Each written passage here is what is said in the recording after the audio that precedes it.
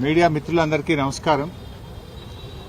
రాష్ట్రంలో ప్రతిరోజు ఏదో ఒక గురుకుల పాఠశాలల్లో, ప్రభుత్వ పాఠశాలల్లో పిల్లలు కలుషిత ఆహారం తిని ఆసుపత్రుల పాలవుతా ఉన్నారు. మొన్న షామీర్పేటలో బీసీ గురుకుల పాఠశాల పిల్లలు మాకు అన్నంలో పురుగులు వస్తున్నాయి, మేము ఈ పురుగులన్నం తినలేమని గురుకుల పిల్లలు పోలీస్ స్టేషన్కు పోయారు. షామీర్పేట బీసీ గురుకుల పిల్లలు మొన్న పోలీస్ స్టేషన్కు పోయి ఈ పురుగులన్నం మాకద్దు అని చెప్పి రేవంత్ రెడ్డి ప్రభుత్వం మీద కంప్లైంట్ చేసినారు. నిన్ననేమో మాదాపూర్లో చందూనాయక్ తండాలో ప్రభుత్వ పాఠశాలలో మధ్యాహ్న భోజనంలో కలుషిత ఆహారం పెట్టడం వల్ల దాదాపు 43 మంది పిల్లలు కొండాపూర్ ప్రభుత్వ ఆసుపత్రిలో మంచాల మీద ఉన్నారు. ఈరోజు చూస్తేనేమో బాగ్లింగంపల్లిలో, ముషీరాబాద్ నియోజకవర్గము బాగ్లింగంపల్లిలో ఉన్న మైనారిటీ గురుకుల పాఠశాల విద్యార్థులు కలుషిత ఆహారం తిని దాదాపు 90 మంది ఆసుపత్రుల్లో పాలయ్యారు. కొంతమంది నీలోఫర్ హాస్పిటల్లో ఉన్నారు, కొంతమంది కింగ్ కోటి ఆసుపత్రుల్లో ఉన్నారు, ఇంకా కొంతమంది ప్రైవేట్ ఆసుపత్రులకు వెళ్లారు.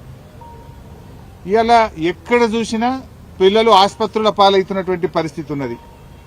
రేవంత్ రెడ్డి ఏమో విజన్ 2047 అని డబ్బా కొట్టుకుంటుండు, సంకల్ గుద్దుకుంటుండు. ఇది విజన్ 2047 కాదు, పాయిజన్ 2047 అయిపోయింది. ఇది విజన్ 2047 కాదు, పాయిజన్ 2047. ఎందుకంటే ప్రతిరోజు రాష్ట్రంలో ఏదో ఒక మూలల కలుషిత ఆహారంతో మంచాల మీద పడ్డ పిల్లలే కనబడతా ఉన్నారు. పాయిజన్ తో ఇవాళ పిల్లలు ఆసుపత్రుల పాలవుతున్నారు. ఇప్పుడు గౌరవ ఎమ్మెల్యేలు, నేను కొంతమందిని పరామర్శిస్తే మంచిగా అయినాక మరి ఏడిపోతావు బిడ్డ అంటే, నేను పోను, హాస్టల్కి పోను, ఇంటికే పోతా అంటారు పిల్లలు. నేను ఇంటికే పోతా, ఇక పోను గవర్నమెంట్ హాస్టల్కు అని పిల్లలు వణుకుతున్నారు, భయపడుతున్నారు. రేవంత్ రెడ్డి గారు, నువ్వు తెలంగాణ రైజింగ్ అని డబ్బులు కొడుతున్నావు. ఇవాళ తెలంగాణ రైజింగ్ కేవలం ఆ ఫ్రంట్ పేజ్ యాడ్లు, పేపర్లలో ఫ్రంట్ పేజ్ యాడ్ల మీద, టీవీ అడ్వర్టైజ్మెంటుల్లో, హోర్డింగ్ల మీద మాత్రమే తెలంగాణ రైజింగ్. కానీ ఇక్కడ పిల్లలు మాత్రం ఆసుపత్రిలో మంచాల మీద ఫాలింగ్. నీదంతా హోర్డింగ్ల మీద రైజింగు. గురుకుల పాఠశాల, ప్రభుత్వ పాఠశాల పిల్లలు ఆసుపత్రులలో బెడ్ల మీద ఫాలింగ్. నీ గవర్నమెంట్ గింతే ఉన్నది. నువ్వు ఎట్లా రేజ్ అవుతున్నావు నాయన? అవినీతిలో రేజ్ అవుతున్నావు, అరాచకంలో రేజ్ అవుతున్నావు, అహంకారంలో రేజ్ అవుతున్నావు, కబ్జాలలో రేజ్ అవుతున్నావు. కానీ ప్రభుత్వ పాఠశాల పిల్లలు మాత్రం ఆసుపత్రుల మీద ఫాల్ అయిపోతున్నారు, మంచాల మీద పడిపోయిన పరిస్థితి వచ్చింది. ఈరోజు కోతలు కోయడం కాదు, రేవంత్ రెడ్డి నోరిప్పితే అబద్దాలే. ఇక మాటలైతే కోటలు దుంకుతాయి. కోతలు కోసుడు కాదు రేవంత్ రెడ్డి. నువ్వు నిజాయితీ ఉంటే గా బడి పిల్లలకు, గా హాస్టళ్లలో ఉండే పిల్లలకు ఇంత కడుపు నిండా అన్నం పెట్టు ఫస్ట్. నువ్వు విజన్ 2047 తొక్కుతా పీకుతా అని పిచ్చకుంట్ల మాటలు మాట్లాడకు. పిల్లలకు ఇంత కడుపు నిండా అన్నం పెట్టే కార్యక్రమం చెయ్యి. మాటలు ఎక్కువ ఉన్నాయి తప్ప అన్నీ ఉత్తముచ్చట్లే. ఏమైనా మాట్లాడితే 20,000 కోట్లతో నేను ఇంటిగ్రేటెడ్ స్కూల్ పెడుతున్నా అంటాడు. 20,000 కోట్లు పెట్టి ఇంటిగ్రేటెడ్ స్కూల్ పెట్టేటప్పుడు అప్పటిదాకా పిల్లలు బతుకుంటే కదా.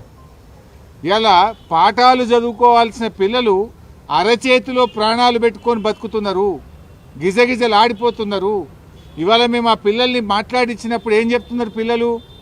సార్, మాకు అన్నం దొడ్డు బియ్యం వస్తున్నది, అన్నం తినబుద్ధి అయితే లేదు, అన్నం ఉడుకుతలేదు, ఆ అన్నం తింటే కడుపును వస్తున్నది. ఇవాళ సన్న బియ్యం ఇచ్చిన కేసీఆర్ గారేమో ఆనాడు గురుకుల పాఠశాలల్లో, గవర్నమెంట్ స్కూళ్లకు సన్న బియ్యం ఇచ్చి మంచిగా కడుపు నుండి అన్నం పెట్టిండు. కానీ రేవంత్ రెడ్డి వచ్చినాక బియ్యం చక్కగా ఉంటలేదు అని ఇవాళ స్వయంగా నేను ఒక 40 మంది పిల్లల్ని మాట్లాడిస్తే బారీక్ చావల్ ఆరా సాబ్, ఖానా అచ్చా నయ్యే సాబ్ అని పిల్లలు చెప్తున్నారు. మొన్న రాత్రి కలుషిత ఆహారం తిని బాగ్లింగంపల్లి గురుకుల పాఠశాల పిల్లలు 90 మంది ఇవాళ ఆసుపత్రుల పాలైపోయింది. 90 మంది పిల్లలు ఆసుపత్రుల పాలైతే ఈ రాష్ట్రంలో ఒక్క మంత్రికి కానీ, ఈ ముఖ్యమంత్రికి కనీసం చీమ కుట్టినట్లేదు. ఒక్కరు కూడా వచ్చి పరామర్శించింది లేదు ఇప్పటిదాకా. They are busy. ఫుట్బాల్ ఆడడంలో ముఖ్యమంత్రి, మంత్రులు బిజీ ఉన్నారు. పిల్లలు దవాఖాన్ల పాలైతే ఈ గవర్నమెంట్కు చీమ కుట్టినట్లేదు. 5 కోట్లు పెట్టి ఫుట్బాల్ నేర్చుకోవడానికి 5 కోట్ల గవర్నమెంట్ డబ్బులు పెట్టి రేవంత్ రెడ్డి ఫుట్బాల్ స్టేడియం కట్టుకున్నాడు. ఆయన ఎవడో మెస్సీ. ఆ మెస్సీ వస్తాడట. మెస్సీతో ఫుట్బాల్ ఆడడానికి ఈ మేస్త్రి ఫుట్బాల్ ఆడడానికి సింగరేణి పైసలు బడా బడా కంపెనీల మీద ఒత్తిడి పెట్టి 100 కోట్ల రూపాయలు ఖర్చు పెట్టి ఈయన ఫుట్బాల్ షోకు తీర్చుకుంటుండు. ఆ 100 కోట్లతోని ఓ మంచి హాస్టల్ కట్టు, పిల్లలకు కడుపు నిండా అన్నం పెట్టు, ఓ స్కూల్ కట్టు. నువ్వు సిఎస్ఆర్ డబ్బులతో, సింగరేణి డబ్బులతో, ప్రభుత్వ డబ్బులతో స్టేడియాలు కట్టుకునేంది, ఈ ఫుట్బాల్ షోకులు తీర్చుకోవడం ఏంది? ఇవాళ అక్కడ కొండాపూర్ హాస్పిటల్లో పిల్లలు ఉన్నారు, అదేదో ఒక ప్రైవేట్ ఆసుపత్రుల్లో పిల్లలు ఉన్నారు, నీలోఫర్లో పిల్లలు ఉన్నారు, కోటి ఆసుపత్రిలో మంచాల మీద పిల్లలు ఉన్నారు. ఇలా హైదరాబాద్ నడిబొడ్డున, హైదరాబాద్లోనే ఈ పరిస్థితి ఉంటే ఇక జిల్లాలో ఏం పరిస్థితి ఉంది? ఇలా మంత్రులు, ముఖ్యమంత్రి అందరు హైదరాబాద్లో ఉన్నారు. ఈ పిల్లల్ని వచ్చి చూడడానికి మీకు టైం దొరకలేదా? మీకు ఎంతసేపు ఫుట్బాల్ ఆడడానికి నీ షోకులకే టైం సరిపోతలేదు, నీ కబ్జాలకు, నీ కమిషన్లకే నీకు టైం సరిపోతలేదు. పిల్లల్ని ఆడబట్టించుకుంటున్నావు నువ్వు. ఈ రోజు వరకు హైదరాబాద్లో ఆసుపత్రుల్లో పిల్లలు మంచాల మీద ఉంటే ఒక్క మంత్రి కానీ, ముఖ్యమంత్రి కానీ వచ్చి పరామర్శించాల్సిన బాధ్యత లేదా? 61 సార్లు ఢిల్లీ వేయండి ముఖ్యమంత్రి, 61 సార్లు ఢిల్లీ పోవడానికి టైం ఉంటుంది, నువ్వు పోయి ఫుట్బాల్ ఆడడానికి నీకు టైం ఉంటుంది. కానీ ఈ పిల్లల్ని పరామర్శించడానికి, ఈ పిల్లలకు ఏం జరిగిందో తెలుసుకోవడానికి రేవంత్ రెడ్డి నీకు టైం లేదా అని నేను అడుగుతా ఉన్నా. ఇవాళ నువ్వు ఈ పిల్లల పాలిట పాయిజన్ 2047గా మారిపోయినావు. పిల్లల పాలిట పాయిజన్ 2047గా మారిపోయినావు. మాటల్లో గతంలో కూడా పోయిన సంవత్సరం కూడా ఇట్లే ఫుడ్ పాయిజన్ అయింది. అప్పుడు బీఆర్ఎస్ పార్టీ, మేము మా పార్టీ ఆధ్వర్యంలో గురుకులాల బాట పట్టినాం, ముఖ్యమంత్రి మీద, ప్రభుత్వం మీద ఒత్తిడి పెంచాం. అప్పుడు రేవంత్ రెడ్డి అప్పుడు మెల్లగా లేచిండు, కుంభకర్ణుడు నిద్ర లేచినట్టు లేచి అప్పుడు ఏమన్నాడు, లేలే ఇక ఇప్పటి నుంచి అంత గ్రీన్ ఛానల్ పైసలు ఇస్తా, కలెక్టర్లు, అడిషనల్ కలెక్టర్లు రోజు హాస్టళ్లలో పోయి పంటరు, ఇక ఎక్కడ జరగది, జరిగితే తోలు తీస్తా అని మాట్లాడిండు. మరి మళ్ళీ ఎందుకు జరుగుతున్నది? నీ గ్రీన్ ఛానల్ ఏమైపోయింది? ఎందుకు మళ్ళీ రోజు ఫుడ్ పాయిజన్ జరుగుతున్నది? ఇప్పుడు తోలు తీయాల్సింది నీదా, అధికారులదా? నువ్వే విద్యాశాఖ మంత్రివి, నువ్వే ముఖ్యమంత్రివి, అట్టర్ ఫ్లాప్ అయిపోయినావు నువ్వు. పోయిన సంవత్సరం ఇట్లే మాట్లాడినావు కదా, మళ్ళీ ఇప్పుడు ఎందుకు జరుగుతుంది అని నేను అడుగుతా ఉన్నా. ఇది ఎట్లుందంటే రేవంత్ రెడ్డి కథ, వెనకటికి కూడా అన్నాడట, తినడానికి తిండి లేదు కానీ మీసాలకు సంపంగి నూనె అన్నాడట. ఇక పిల్లలకి ఇంత అన్నం పెట్టే తెలివి లేదు రేవంత్ రెడ్డికి. ఇక నేను 3 ట్రిలియన్ ఎకానమీ చేస్తా, నేను 2047 విజను, నేను ఫ్యూచర్ సిటీ కడతా. నీ సిటీ ఏందో నువ్వేందో, ముందు పిల్లలకి ఇంత కడుపు నుండి అన్నం పెట్టు. అరే పిల్లలు పోయి ఒక దిక్కు పోలీస్ స్టేషన్లో కంప్లైంట్ ఇస్తే సిగ్గుండాలి, నీ మీదనే కంప్లైంట్ ఇచ్చారు కదా, నువ్వే విద్యాశాఖ మంత్రివి, నువ్వే ముఖ్యమంత్రివి. ఈ పురుగులన్నం మాకొద్దని పోలీస్ స్టేషన్లో పిల్లలు పోయి ధర్నా చేస్తూ నువ్వు కేసు పెట్టి మన ముఖ్యమంత్రి మీద. ఆడ పాపం షామీర్పేట గురుకులానికి మా బీఆర్ఎస్వి పిల్లలు పోతే వాళ్ళు ఏం చెప్తున్నారు, బాత్రూములు గడిగేటువంటి బ్రష్లతోని బౌగోన్లు గడుగుతుండట. ఏం కావాలి ఆ పిల్లల పరిస్థితి? ఇంత దారుణంగా ఉంటుందా పిల్లల పరిస్థితి? 2 ఏళ్ళైంది నీ గవర్నమెంట్ వచ్చి, 2 ఏళ్ళైనా పిల్లలకి ఇంత అన్నం పెట్టలేవా రేవంత్ రెడ్డి? ఏదో కొత్తగా వచ్చినాని ఏడాది తప్పించుకున్నావు. నిన్ననే 2 ఏళ్ల పాలనను సంబరాలు చేసుకున్నావు కదా, తెగ సంబరాలు చేసినావు కదా. కోట్ల రూపాయలు గవర్నమెంట్ సొమ్ములు ఖర్చు పెట్టి, 100 కోట్లతో అడ్వర్టైజ్మెంట్లు పెట్టి, పేపర్లల్లో, టీవీలల్లో, హోర్డింగ్లల్లో, దేశం మొత్తం, రాష్ట్రం ఏడ చూసినా నీ బొమ్మలు పెట్టుకున్నావు. నీ బొమ్మలు మస్తుగా చూసినాం కనుక పిల్లలకి ఇంత అన్నం పెట్టు. అన్నం పెట్టే చేతనైతే లేదు నీకు. ఇవాళ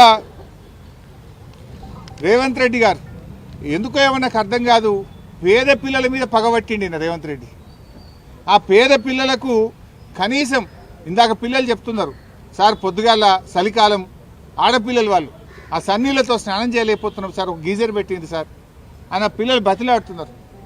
అరే నువ్వు ఫుట్బాల్ ఆడడానికి 5 కోట్లతో స్టేడియం కట్టుకుంటావు, 100 కోట్లతో ఆ మెస్సీని తెచ్చుకొని ఫుట్బాల్ ఆడతావు. కనీసం మరి ఈ పిల్లలకి ఇంత వేడి నీళ్ళు వచ్చేటట్టు ఓ హీటర్ పెడితేంది? చలికాలం ఓ దుప్పట్లో, బ్లాంకెట్లో, షటర్లో ఇవ్వచ్చు కదా. ఇప్పటిదాకా ఎస్సీ, ఎస్టీ, బీసీ హాస్టళ్లలో బ్లాంకెట్లు రాలేదు, దుప్పట్లు రాలేదు. ఆడపిల్లలకు కూడా చన్నీళ్లతో చలికాలంలో 5 డిగ్రీ సెంటీగ్రేడ్లో ఇవాళ చలికాలం గిజగిజ వణికిపోతూ చన్నీళ్ళ స్నానం చేస్తున్నారు పిల్లలు. ఎందుకు పట్టించుకోవట్లేదు అని అడుగుతా ఉన్నా. ఈ పేద పిల్లలంటే నీకు ఎందుకు చిన్న చూపు అని నేను అడుగుతా ఉన్నా. నీ పాలనలో ఈ 2 ఏళ్లలో 116 మంది పిల్లలు చనిపోయింది. పాము కాటు, కుక్క కాటు, ఎలుకలు కొరుకుడు, కరెంటు షాకులు కొట్టుడు, కలుషిత ఆహారం తిని 116 మంది పిల్లల్ని పొట్టన పెట్టుకున్నావు రేవంత్ రెడ్డి. ఇంకెంతమందిని చంపుతావు?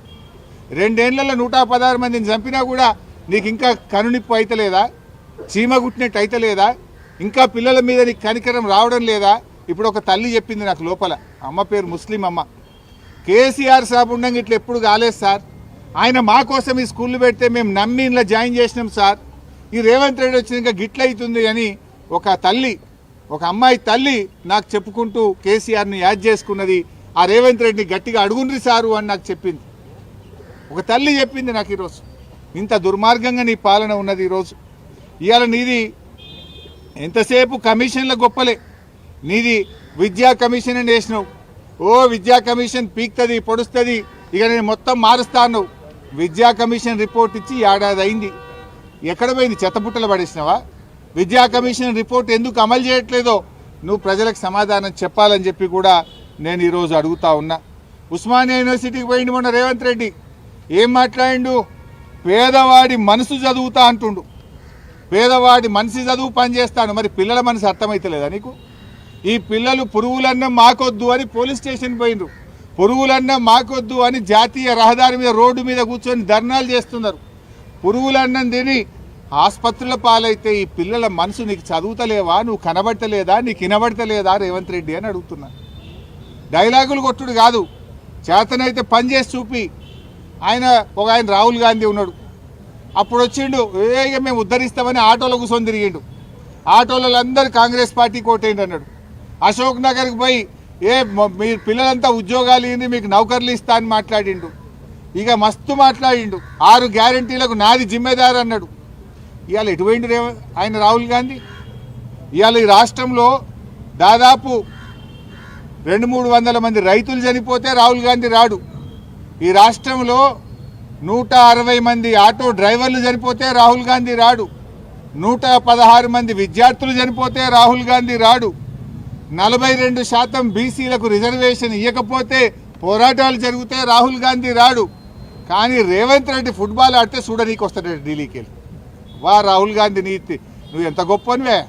ఓట్ల ముందు మాత్రం ఆటోలు ఎక్కుతావు, లైబ్రరీలు తిరుగుతావు, రైతుల కోసం వరంగల్కి వచ్చి డిక్లరేషన్ పెడతావు. ఇప్పుడు రైతులు చేస్తే రావు, పిల్లలు చేస్తే రావు, ఆటో డ్రైవర్లు చేస్తే రావు, పిల్లలు రోడ్డు ఎక్కితే పట్టించుకోవు. రేవంత్ రెడ్డి ఫుట్బాల్ ఆడితే చూడనీకి వస్తుండు రాహుల్ గాంధీ. ఇది కాంగ్రెస్ పార్టీ విధానం.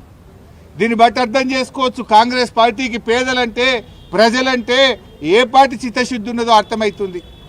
ఓడదాటేదాకా ఓడమల్లప్ప, ఓడదాటినాక బోడమల్లప్ప అన్నట్టున్నది. ఎలక్షన్ల ముందు అన్ని ఆటోలు ఎక్కిండ్రు, రైతుల చుట్టూ తిరిగిండ్రు, పిల్లల చుట్టూ తిరిగిండ్రు, కాళ్ళల్లో మొక్కిండ్రు, చేతులలో పట్టిర్రు, హామీలు ఇచ్చిండ్రు, గ్యారంటీలు ఇచ్చిండ్రు, బాండ్ పేపర్లు ఇచ్చిండ్రు, ఫుల్ పేజ్ యాడ్లు ఇచ్చిండ్రు, టీవీల ముందు గొప్పగా అరచేతిలో వైకంఠం చూపించిండ్రు. గెలిచి 2 ఏళ్ళు అయింది. ప్రజల్ని ఇలా గుండెల మీద అంతా ఉన్నారు. ఎక్కడ ఎందుకు రాడు రాహుల్ గాంధీ? రాహుల్ గాంధీ నువ్వు రేవంత్ రెడ్డిని ఏమైందా నీ 2 లక్షల ఉద్యోగాలను ఎందుకు అడగవు? అవ్వా తాతకు 4000 పింఛన్ ఏమైందని ఎందుకు అడగవు? అక్కా చెల్లెలకు 2500 మహాలక్ష్మి గురించి ఎందుకు అడగవు? పిల్లలు గురుకుల పాఠశాలల్లో పాపం పురుగులన్నం తిని ఆగమైతుంటే అన్నం పెట్టే తెలివి లేదా రేవంత్ రెడ్డి అని అడగవా నువ్వు? ఆయన పిలుస్తాడట, ఈయన ఉరికొస్తాడట, స్పెషల్ ఫ్లైట్లు. ఇక రేవంత్ రెడ్డి ఆడే ఫుట్బాల్ చూడడానికి ఆయన ప్రత్యేక విమానం వేసుకొని ఢిల్లీకి వెళ్ళి వచ్చి రాహుల్ గాంధీ గారు ఈ రేవంత్ ఆటను చూసి ఆయన పరితపిస్తాడట. అయ్యా రాహుల్ గాంధీ గారు, రేవంత్ ఆట చూస్తావో ఏం చేస్తావో నీ ఇష్టం. ఈ పిల్లలు వచ్చి చూడు, కోటిలో నీలఫోర్లో ఉన్న పిల్లలు వచ్చి నీ రేవంత్ పాలనలో కడుపు నొప్పితో, పురుగులన్నంతో, కలుషిత ఆహారంతో ఆ పిల్లల్లో కన్నీళ్లను చూడు రాహుల్ గాంధీ. నీ రేవంత్ రెడ్డి పాలన ఎంత అధ్వాన్నంగా, ఎంత దరిద్రంగా ఉందో మేం చెప్పుడు కాదు. ఆ నీలోఫర్ ఆసుపత్రిలో, కింగ్ కోటి ఆసుపత్రిలో ఉన్న పిల్లల తల్లిదండ్రులతో మాట్లాడు, పిల్లలతో మాట్లాడు రాహుల్ గాంధీ. నీకు మనసు ఉంటే, నీకు చిత్తశుద్ధి ఉంటే, నువ్వు ఒక ప్రతిపక్ష నాయకుడివైతే ఈ పిల్లల బాధలు విను. ఇకనైనా పురుగులన్నం చాలించండి, పిల్లలకు కడుపు నిండా ఇంత అన్నం పెట్టండి, పిల్లల ఆరోగ్యాన్ని కాపాడండి. రేవంత్ పాలనలో పిల్లలు ఏమంటున్నారంటే, ఇక నేను నీ గురుకుల పాఠశాలకు, నేను ఇంటికే పోతా అంటున్నాను. అంటే గురుకుల పాఠశాలల ప్రతిష్ట దెబ్బతీస్తున్నావు, ప్రభుత్వ పాఠశాలల ప్రతిష్ట దెబ్బతీస్తున్నావు. పిల్లలు గురుకులాలకు పోవాలంటే భయపడే రోజులు వచ్చినాయి నీ కాలంలో. సిగ్గుతో తలదించుకో. ఏ మొహం పెట్టుకొని ఫుట్బాల్ షోకులు పెట్టుకుంటున్నావు నువ్వు? పిల్లలు దవాఖానలలో పడితే నీ మంత్రి రాడు, నువ్వు రాడు, నీకు టైం దొరకది. నువ్వు ఫుట్బాల్ కోసం ప్రాక్టీస్ చేస్తున్నావు నువ్వు. వీడికి వస్తే అల్ట్రాసౌండ్ చేయలే పిల్లలకు. నిన్నటి నుంచి ఒక అమ్మాయి కడుపు నొప్పితో ఏడుస్తుంటే అల్ట్రాసౌండ్ చేయలే ఇప్పటిదాకా. ఏమైందా అల్ట్రాసౌండ్ చేయలేదంటే, అల్ట్రాసౌండ్ మధ్యాహ్నం 2 గంటల దాకానే చేస్తాం సార్, మధ్యాహ్నం 2 తర్వాతనే వస్తుంది అన్నది కడుపు, అందుకే రాత్రి అల్ట్రాసౌండ్ మా దగ్గర ఉండదు సార్. మధ్యాహ్నం 2 బజే అల్ట్రాసౌండ్ బంద్ అంటుండు సూపరింటెండెంట్. ఇక సిటీ స్కాన్ దగ్గర పోయినా, సిటీ స్కాన్కు పేద తాళం వేసి పెట్టిరు కింగ్ కోటి ఆసుపత్రిలో. ఆనాడు వైద్య ఆరోగ్య శాఖ మంత్రిగా కేసీఆర్ గారు ముఖ్యమంత్రిగా వారి డైరెక్షన్లో నేను ఇక్కడ సిటీ స్కాన్ పెట్టించిన. పరిస్థితి ఏంటంటే, మేము పెట్టిన సిటీ స్కాన్ నడపశాతం అయితే గవర్నమెంట్కు. 6 నెలలు అయిందట తాళం వేసి సిటీ స్కాన్కు. ఏమైందా సూపరింటెండెంట్ గారు అంటే, టెక్నీషియన్ లీవ్ పెట్టిపోయింది సార్, టెక్నీషియన్ పోతే ఇంకో టెక్నీషియన్ తెచ్చుకోవా? 6 నెలలకెళ్ళి సిటీ స్కాన్ పనిచేయకపోతే పేదల పరిస్థితి ఏంది? పేదలు ప్రైవేట్లో పోయి సిటీ స్కాన్ చేయాలంటే 4,000 5,000 ఖర్చు అయింది కదా. 6 నెలలకెళ్ళి సిటీ స్కాన్ రూమ్కు తాళమేసి పెట్టిందంటే ఈ పాలన ఎట్లా ఉందో మనం అర్థం చేసుకోవచ్చు. సో ఏది ఏమైనా ఇప్పటికైనా ప్రభుత్వాన్ని, రాహుల్ గాంధీని కోరుతున్నాం, రాహుల్ గాంధీ ఫుట్బాల్ చూసుడు కాదు, ఈ పిల్లల్ని చూడొచ్చి కోటిలో నీలఫర్లో ఉన్న పిల్లల కడుపు నొప్పితో బాధపడుతున్న పిల్లల్ని చూడు, కనికరం చూపు, రేవంత్ రెడ్డికి డైరెక్షన్ ఇచ్చి ఇలాంటి పునరావృతం కాకుండా చేయాలని చెప్పి డిమాండ్